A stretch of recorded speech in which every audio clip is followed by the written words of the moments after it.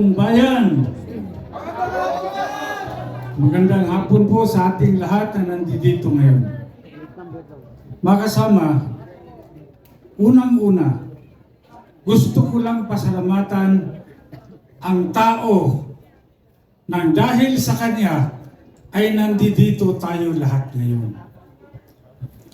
Siya ang nagbukas ng pintuan para sa pag-uunawaan at pagkakaisa. Mga kaibigan, palakpakan po natin Mayor Sebastian Baste Duterte.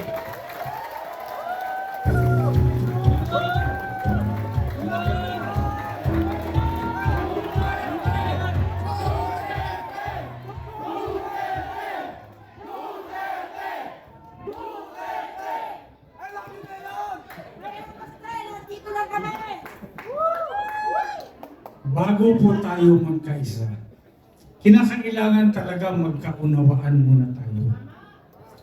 Hindi naman lahat ng bagay ay magkasundo tayo, pero unawain natin ang bawat isa.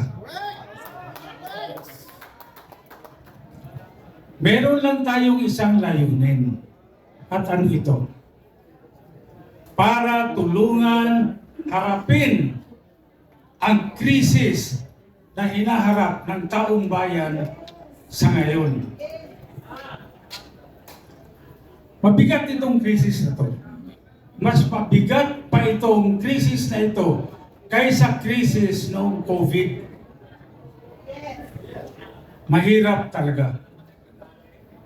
Ang inaalala ko, kami, like Mike Defensor, Mayor Baste, ang inaalala namin, ang Metro Manila.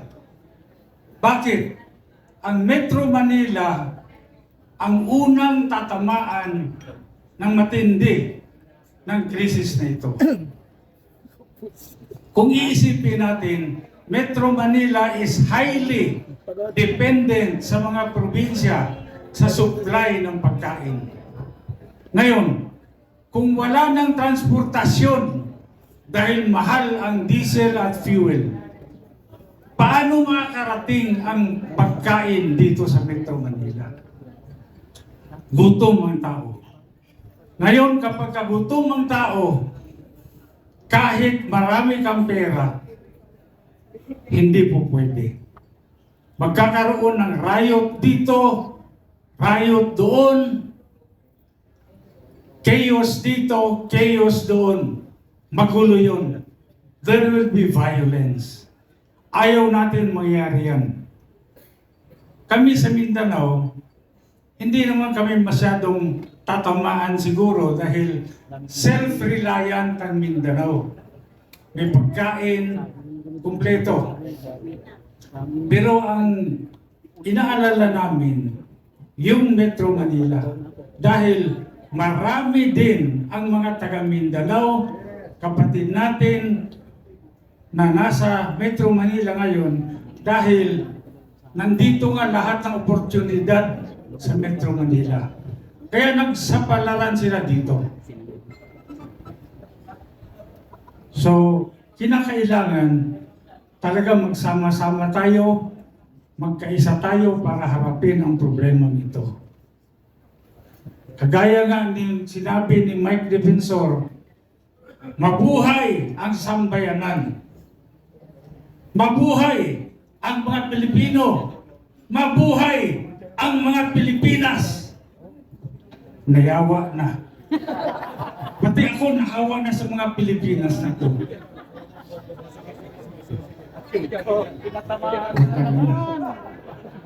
Aray ko! Akay mo!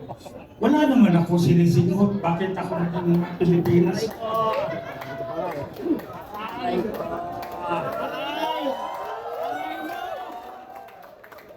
Yan si Mike.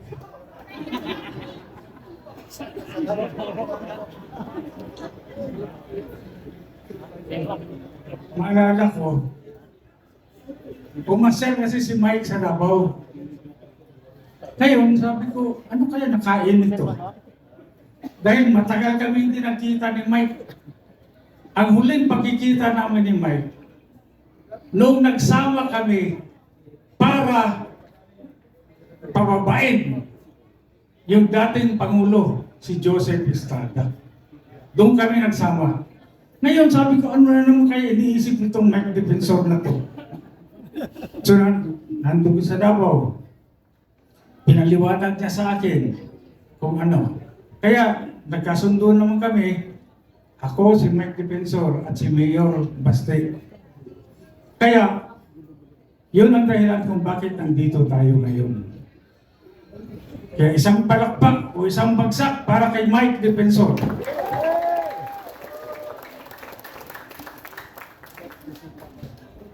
Dalawang bagsak para kay Mayor Baste Duterte.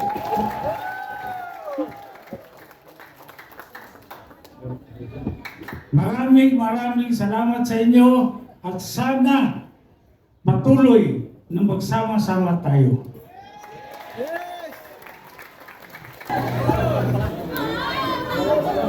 Dalawa sila.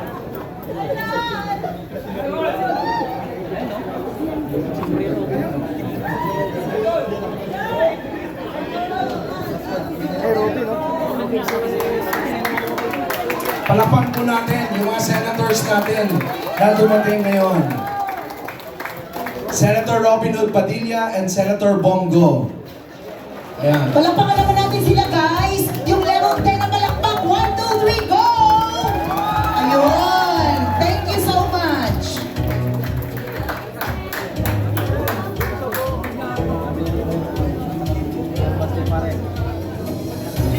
May starstruck ako, Mentor Rob. Grabe, lahat to nakikita ko lang kasi sa TV. At saka sa Facebook. Ngayon nakikita ko na in person. My God. Oo, kahit sila, nasa starter. Oo nga eh. Na-starstruck din ba kayo? Ayun. Okay. Para-para tayo, no? Okay, so magpatuloy po tayo. We will have an opportunity again later on, no, to get to meet or get closer to our leaders this afternoon. So lahat po tayo, gaya na sinabi ko, may kwentong Duterte tayong lahat. Tama po ba? Yes! Yes, ikaw ba may kwentong Duterte? Sige nga, habang iniintay natin mag-settle down, sabihan mo ang katabi mo in 30 seconds, okay? Ano ang kwentong Duterte mo? Sabihin mo sa katabi mo. Come on, everybody. Ano ang kwentong Duterte mo? Bakit ka sumusuporta kay Tatay Digong at sa mga Duterte? Come on, guys. Ako, Mentor Rob, simple lang. Diba, sabi ka na ni Honorable Alvarez nung panahon na ito, nung panahon ng mas mahirap kaysa sa nung panahon ng COVID. Tama. During the time naka-lockdown tayo, pero I felt very safe. Yeah. Very, very safe. Parang kahit gabi na ako umuwi, hindi ako natatakot. That's it. No, from an ordinary citizen like me. Yun talaga yun. Hindi ako natatakot. Ngayon, So what actually binds us here together is that we all have our own Duterte stories at the individual level. Yes or yes?